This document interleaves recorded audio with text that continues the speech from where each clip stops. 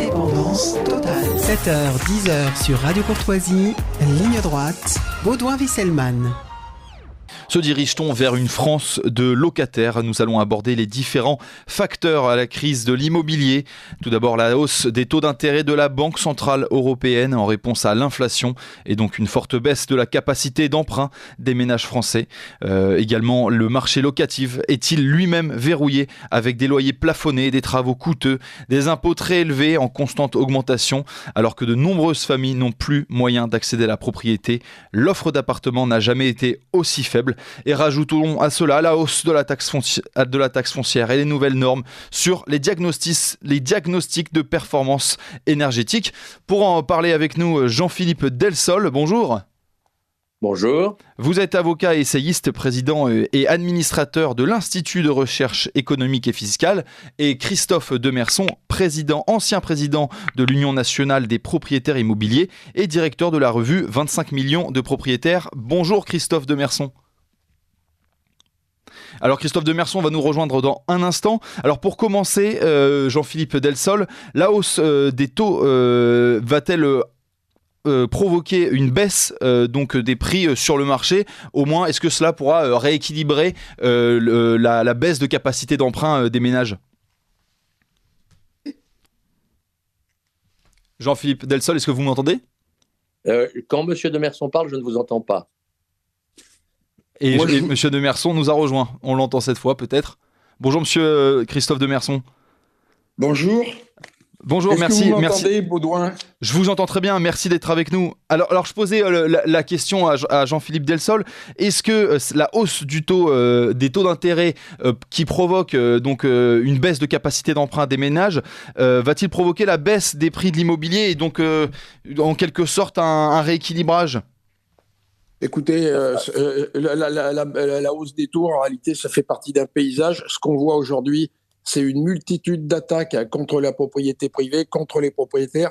Et je pense plutôt que c'est la multitude d'attaques et ces attaques, j'allais dire, répétées depuis pas mal d'années maintenant, qui font que les propriétaires, les candidats propriétaires s'inquiètent et hésitent à se lancer. Et quant aux investisseurs, j'allais dire, c'est encore pire, parce que si on parle de rentabilité sur le territoire, de la rentabilité locative, on peut voir qu'on est parti en réalité sur une grande partie du territoire sur une rentabilité négative. Donc effectivement, on peut comprendre les investisseurs et on peut comprendre les candidats à l'achat sur le fait qu'ils soient frileux aujourd'hui. Alors concernant les ménages français, les primo-accédants, ceux qui veulent acquérir leur résidence principale, alors pour eux, quelle est la situation avec des taux qui vont approcher les 5% ? Une famille moyenne française peut-elle encore accéder à la propriété privée aussi facilement qu'avant, j'ai envie de dire ? En réalité, Baudouin, il y a plusieurs éléments à observer dans votre question. Oui. Évidemment, les taux, c'est important. Mais moi, quand j'étais jeune, il y a quelques années, je me rappelle avoir emprunté à 14%. Aujourd'hui, les gens peuvent emprunter à 4, 4,5%. Alors, avec une inflation qui est exactement la même. Donc, j'allais dire qu'on serait neutre. Mais par contre, ce qu'il faut voir, c'est qu'il y a une instabilité, qu'il faut comprendre aussi bien les vendeurs que les acheteurs. Pourquoi ?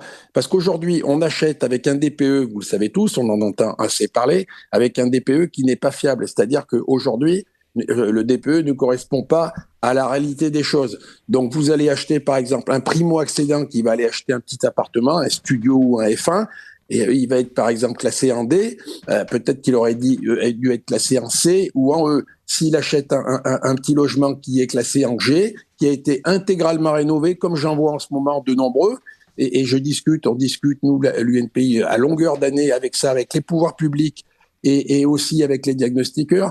J'ai visité encore récemment un petit appartement, un rez-de-chaussée qui a été intégralement rénové en périphérie, les toits, les fenêtres, etc., qui est encore classé en G aujourd'hui. Donc, comment voulez-vous qu'un primo-accédant puisse se projeter et réfléchir et aller investir et faire un effort pour acheter comme ça ? Ce que vous voulez dire, c'est que les diagnostics de performance énergétique, donc les DPE, leurs notations qui sont faites par les diagnostiqueurs pour les agents immobiliers en général, même ça, ce n'est pas une science exacte. Là, c'est pas une science exacte. C'est-à-dire qu'ils y sont pour rien, les diagnostiqueurs. Eux, ils travaillent avec le logiciel qu'on leur fournit. Et le logiciel qui est fourni, je rappelle que nous, on avait bagarré à l'époque là-dessus, parce que si on remonte en arrière de quelques années, qu'est-ce qu'on voit? On voit que au départ, il y avait eu cette idée de proposition de DPE. Nous, à l'UNPI, on avait dit pourquoi pas, puisque si on fiabilise et si c'est juste et que c'est fait dans la concertation, ok, pourquoi pas. Malheureusement, ce qu'on a vu une nouvelle fois, c'est quoi? C'est que la technocratie s'est emparée de cette histoire des DPE, qu'il n'y a eu aucune concertation. Alors, évidemment, devant le couac énorme au démarrage, je rappelle que le DPE a été suspendu du temps d'Emmanuel Vargon, alors qu'Emmanuel Vargon était ministre. Le DPE a été suspendu quelques mois. On nous avait promis des améliorations. Évidemment, il y a eu quelques améliorations, j'allais dire, à la marge, mais à la marge seulement. Ce qu'il faut voir, je vous le disais, c'est principalement sur les petites surfaces. Il y a un problème énorme sur ces DPE, on le sait. Alors je sais que le gouvernement travaille parce qu'il se rend compte quand même de la cacophonie et de l'inquiétude que ça crée. Donc maintenant, on attend de voir, mais je pense qu'il serait le moment de garder raison et de reprendre un peu de bon sens. Alors Christophe Demerson et Jean-Philippe Delsol, restez avec nous, on y revient dans un instant, mais il est 8h, c'est le moment de faire un point sur l'actualité avec Adèle Rosner.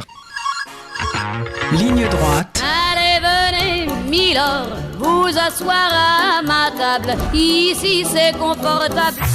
La table ronde. Et nous tentons de décrypter cette crise de l'immobilier avec Jean-Philippe Delsol, avocat essayiste, président et administrateur de l'IREF, et Christophe Demerson, ancien président de l'Union nationale des propriétaires immobiliers. Alors revenons sur ce système donc des diagnostics de performance énergétique. Jean-Philippe Delsol, ces prochaines années, les critères de mise en vente vont se durcir. Les classes F et G ne pourront plus être mis en location. À l'heure où le locatif est déjà... il est difficile d'accéder à la location d'un appartement. Qu'est-ce que cela augure ? En effet, il va y avoir des restrictions sur la location d'abord et probablement la vente ensuite. Il faut bien distinguer les deux opérations. Ce qui est grave dans toute cette histoire, c'est pas seulement ou pas tellement le fait que les diagnostics ne sont pas bien faits aujourd'hui. Christophe Demerson a raison de le souligner. Mais ça, vraisemblablement, ils vont être améliorés. Et à la limite, peut-être que c'est d'ailleurs le plus grave parce qu'on est là entre les mains d'une administration technocratique qui va nous imposer des règles de plus en plus nombreuses. Le vrai problème, c'est un problème de principe. Pourquoi faut-il que l'État, l'administration contrôle les conditions dans lesquelles nous donnons en location ou nous cédons nos biens? Déjà aujourd'hui, les locaux dont le diagnostic est classé en G ne sont plus susceptibles d'être loués. C'est interdit. Là, quand vous dites locaux, c'est locaux commerciaux ou également les logements? Non, des locaux d'habitation, des locaux d'habitation, des biens d'habitation. Et donc, il faut que les propriétaires fassent des travaux qui sont souvent importants. Ils peuvent avoir des aides, certes, mais il n'empêche qu'il y a toujours un reste à charge. C'est du temps, c'est de l'argent. Ils hésitent, ils ne mettent plus leurs biens en location. Ça réduit le marché. Et puis, au cours des années qui viennent, eh bien, de plus en plus de biens vont être interdits à la location. Les biens classés G en 2025, F en 2028, E en 2034, etc. Donc, cette interdiction de location déjà réduit le marché, elle le fera de plus en plus. Il y a donc une rareté des biens mis en location. Mais le plus grave est à venir, en effet, car le droit de propriété va être véritablement atteint dans son principe avec l'interdiction de vente. Alors, ce n'est pas encore le cas aujourd'hui.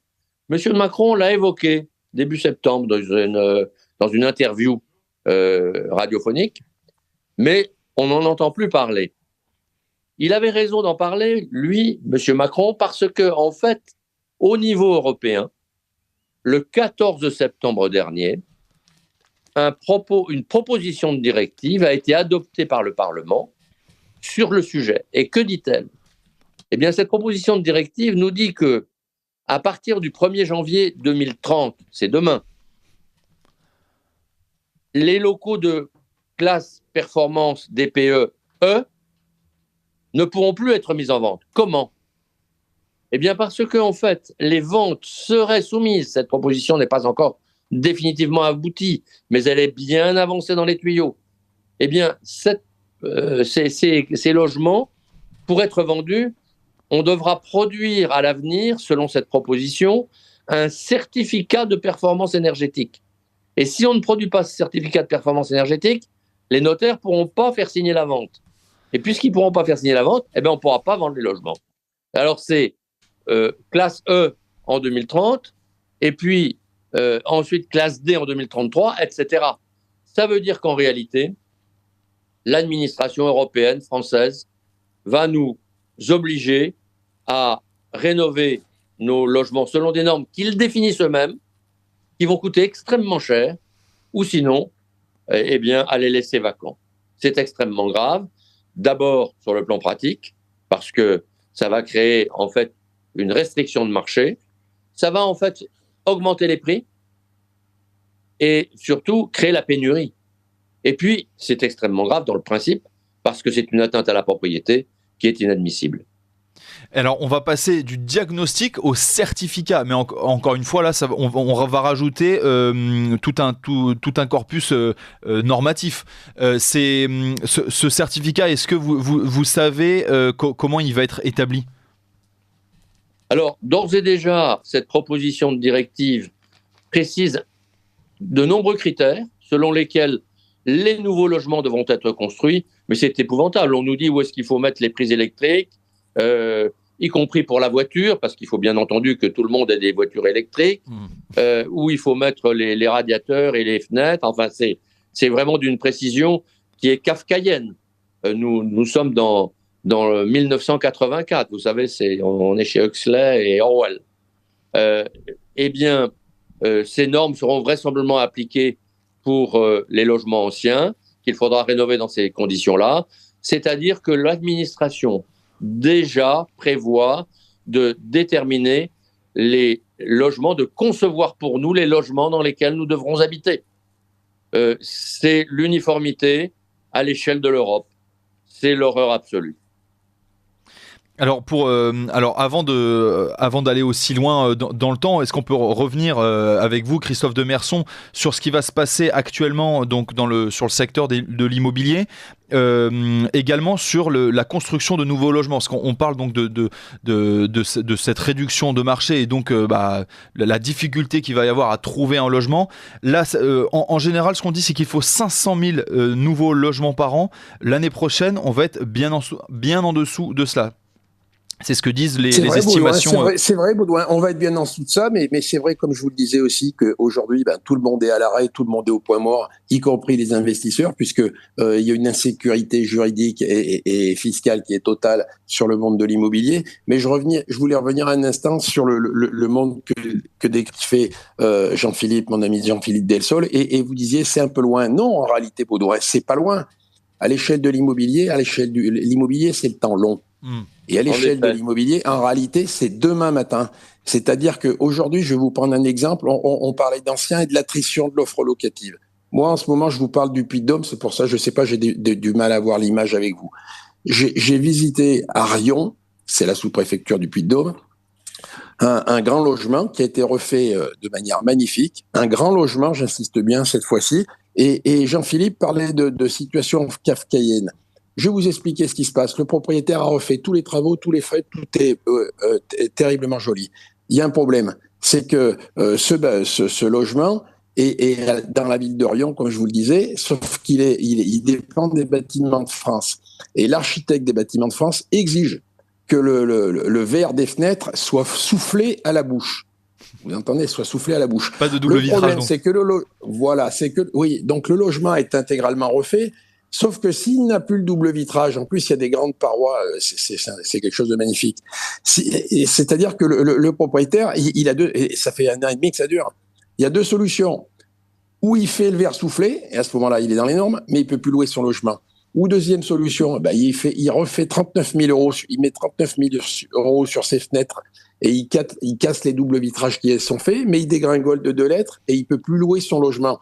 et des types de situations comme ça. C'est le monde de Kafka, c'est vrai. C'est vrai aussi que les propriétaires sont désemparés, puisque là, on parle d'une manière générale, mais ce qu'il faut voir après, c'est que chaque investisseur, chaque propriétaire se retrouve bien seul face à l'administration.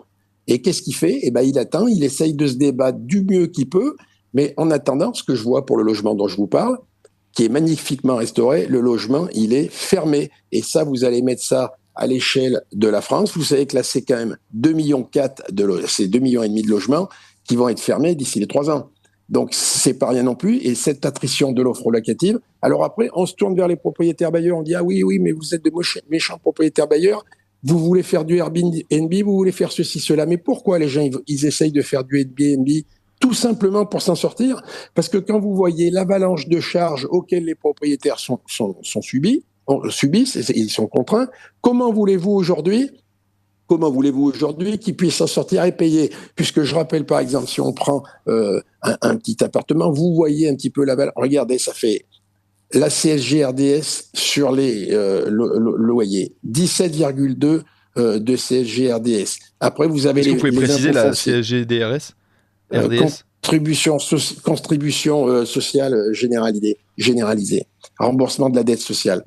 Et donc là, vous avez ces 17,2 de prélèvements. Vous avez, je regardais dans les villes, Paris, vous avez vu sur les impôts fonciers, Paris augmente de 50%. Vous prenez une ville comme Angers, c'est plus de 3 mois de loyer. La taxe foncière représente plus de 3 mois de loyer. Donc déjà, un propriétaire bailleur angevin, il a 50% de sa taxe, de ses revenus qui sont déjà taxés avant même de payer son impôt sur le revenu. Et maintenant, on vient expliquer à ce bon propriétaire que pour s'en sortir, il se débrouille comme il peut, mais il faut qu'il paye et il faut qu'il mette des gens dedans et que ça va être de plus en plus compliqué pour louer en Airbnb parce qu'il y a une grosse demande. Mais je veux dire, après, le propriétaire bailleur, c'est pas Gérard Majax, c'est pas un magicien. On parle pas d'argent magique. On entend parler d'aide, etc. Mais c'est comme un contrat téléphonique. Sur les aides, il faut regarder avec une loupe, il faut regarder ce qui est écrit petit. Et là, vous allez voir que pour être éligible, c'est extrêmement compliqué. Alors effectivement, si vous êtes au SMIC, vous allez pouvoir avoir droit à l'aide. Et je m'en réjouis. Le problème, c'est que les SMICards purs sont rarement... C'est rarement leur première préoccupation de vouloir restaurer un logement pour le mettre à la location. Donc en réalité, on est dans une espèce de spirale infernale qui décourage les propriétaires bailleurs, qui décourage les propriétaires qui veulent acheter des logements parce que les Français sont passionnés par l'immobilier, et puis qui décourage aussi, j'allais dire, les investisseurs. Et ça, on a ce phénomène aussi bien dans le neuf que dans l'ancien. Et vous parliez donc de ces dispositifs qui sont accessibles pour les plus bas salaires. Rappelons qu'à l'inverse, l'immobilier de luxe, lui, n'est pas atteint par la crise. Donc c'est les classes moyennes qui vont être touchées par ça. Effectivement, c'est les classes moyennes qui vont être touchées par ça. Et dans toutes les grandes villes et dans les métropoles, on l'observe. C'est qu'aujourd'hui, si vous prenez à Paris, je veux dire, un étranger, ça ne le gêne pas d'acheter. Un Italien, un Américain, il va effectivement pouvoir acheter sur les grands boulevards. Il sait qu'aujourd'hui, il y a une insécurité juridique sur le DPE, mais c'est pas grave, il va pas le mettre à la location. Et il sera retaxé une nouvelle fois, puisqu'il va y avoir, je rappelle une nouvelle fois, la taxe sur les logements vacants. Ce bon investisseur étranger se verra ponctionné de quelques milliers d'euros supplémentaires. J'allais dire, la roue, elle continue de tourner. C'est toujours plus de taxes, toujours plus de contraintes et toujours moins de logements et jamais, observons-le, et jamais de dialogue. Moi, ce qui m'a frappé, un seul exemple, dans l'interview dimanche soir du président de la République, je trouve que les journalistes ont quand même été particulièrement complaisants parce que le sujet du logement a été effleuré. Une seule question sur la taxe foncière, qui est quand même un des sujets qui préoccupe aujourd'hui les Français propriétaires, ça fait quand même 30 millions de logements. Un seul sujet, un seul mot, c'est une réponse du président de la République, c'est pas de ma faute, c'est les communes. Ok, j'écoute, mais en attendant, il y a eu la suppression de la taxe d'habitation, il y a eu un phénomène, une conjonction de facteurs qui ont fait que les maires ont augmenté puisque les communes n'ont pas été remboursées à l'euro près, etc., etc. On ne va pas venir égrener toutes les contraintes que subissent les maires, mais en bout de piste, qui c'est qui paye? Les propriétaires. Et on peut revenir donc sur cette interview d'Emmanuel Macron qui je crois, a parlé de paradis fiscal de l'investissement en évoquant la loi Pinel. Donc la loi Pinel était une niche fiscale pour les investisseurs de l'immobilier. Elle sera supprimée. Jean-Philippe Delsol, est-ce que vous pouvez faire le bilan de cette loi Pinel ? Est-ce qu'elle, du coup, elle avait apporté un peu d'oxygène aux propriétaires ?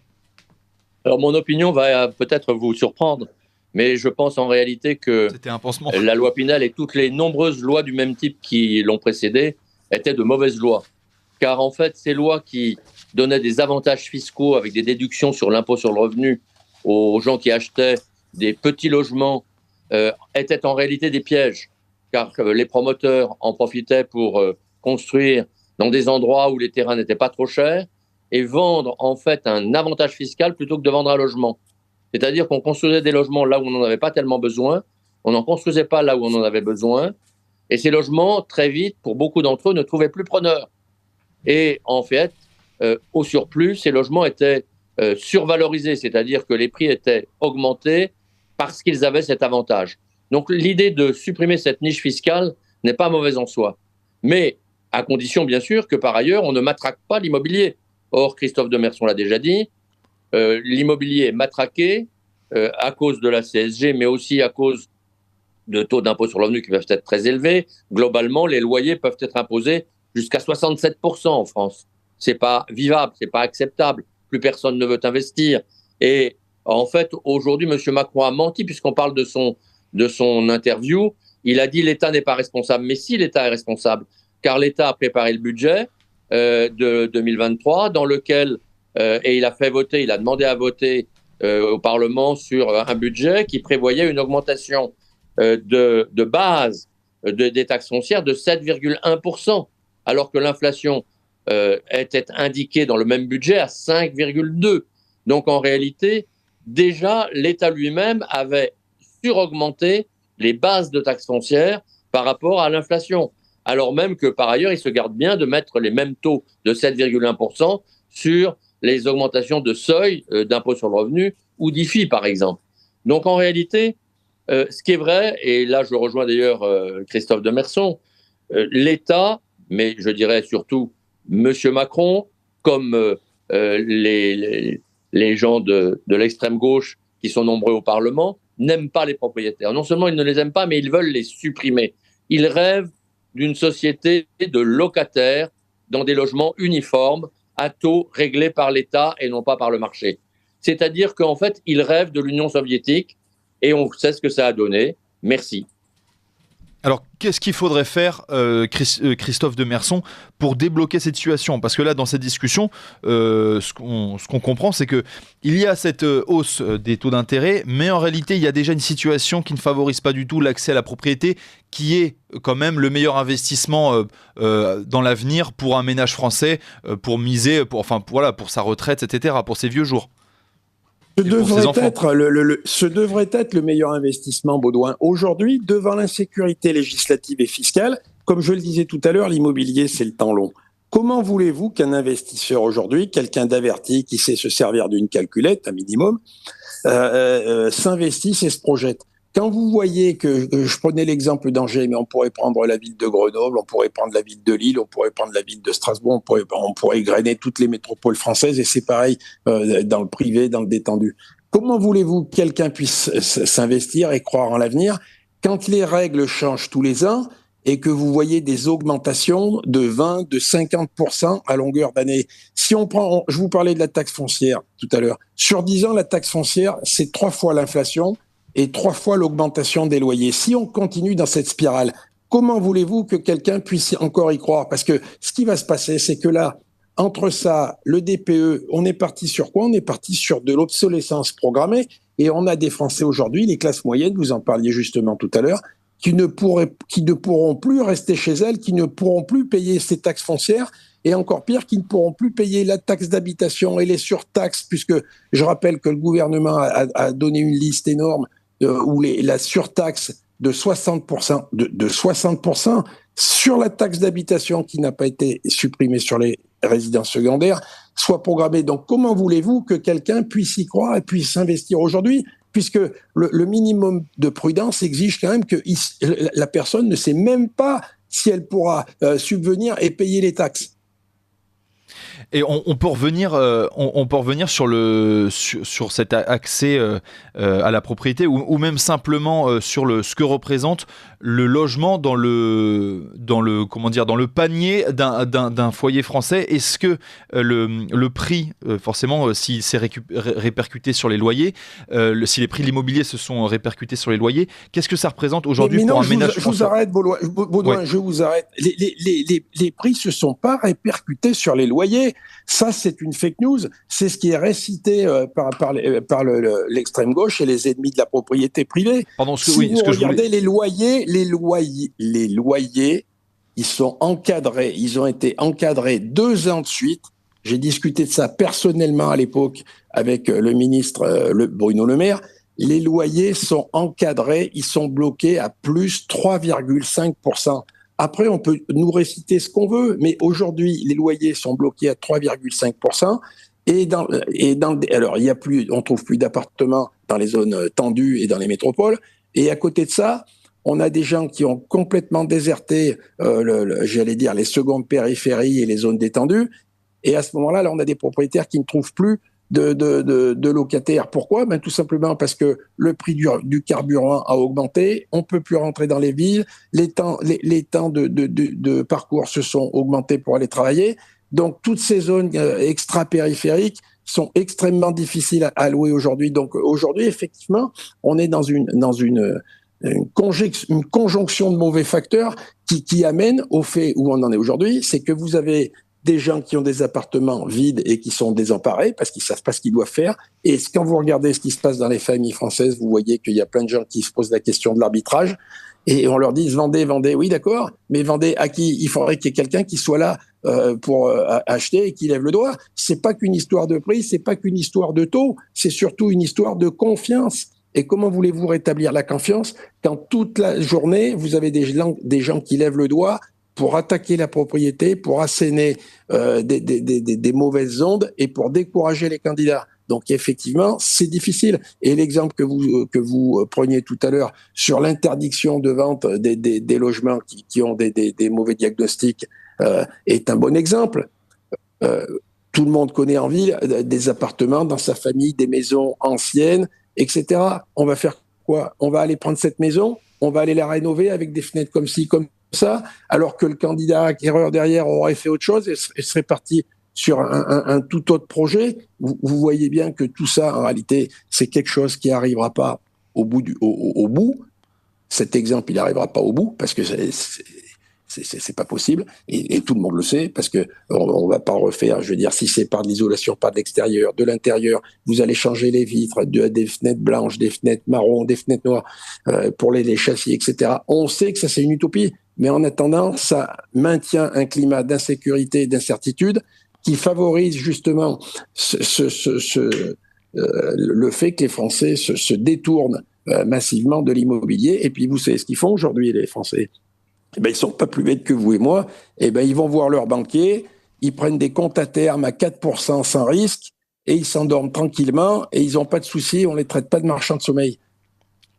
Merci beaucoup Christophe Demerson et merci aussi à vous Jean-Philippe Delsol. Alors Christophe Demerson, vous êtes ancien président de l'Union nationale des propriétaires immobiliers et directeur de la revue 25 millions de propriétaires. Et vous Jean-Philippe Delsol, vous êtes avocat essayiste, président et administrateur de l'Institut de recherche économique et fiscale. Merci à tous les deux.